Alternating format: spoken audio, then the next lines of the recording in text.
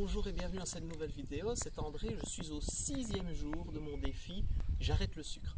Alors vous le voyez aujourd'hui, c'est un cadre un peu particulier puisque je vous fais rentrer dans mon intimité puisque je suis en week-end avec ma chérie. Pour 2 jours, on a profité de ce magnifique temps qu'il fait pour nous rendre dans la région de Durbuy, la plus petite ville du monde, et vraiment profiter de ce beau soleil et de cette belle nature. On est dans les Ardennes en Belgique, donc si vous entendez le bruit des oiseaux, voilà, ça ne fera qu'égayer cette vidéo. Alors pour les enseignements que j'ai retirés de cette 6e journée, ce qu'il faut savoir, c'est que voilà, hier on a fait une journée où forcément on est allé manger à l'extérieur à midi, on est allé manger au restaurant le soir, et le sucre est partout, c'est un fait, c'est vraiment un challenge qui a le mérite d'être relevé parce qu'il y en a partout, dans les plats, sur les tables, dans les restaurants, dans les magasins, dans les publicités, les tentations sont là.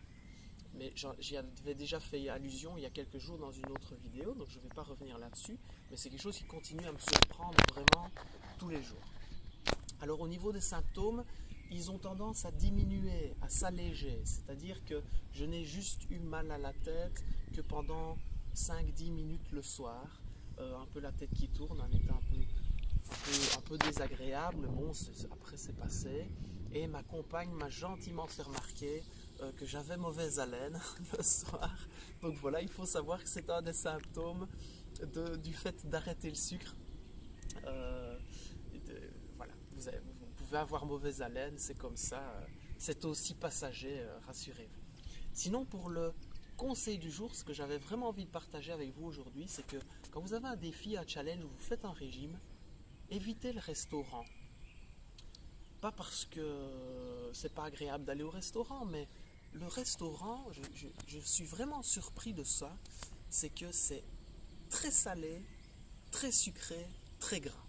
C'est-à-dire qu'on dirait qu'ils ont vraiment difficile de faire des plats où ils cuisinent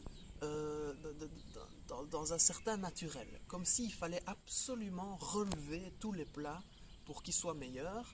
Et pour moi, c'est relativement dérangeant, parce que je vous le disais il y a quelques jours, le fait d'arrêter le sucre et vraiment de se sevrer, les aliments ont un goût beaucoup plus authentique, beaucoup plus fort. Donc, je ressens encore plus le fait qu'un plat soit trop salé ou trop gras. Donc voilà, c'était le conseil du jour. Je vous remercie de m'avoir suivi et je vous dis à demain.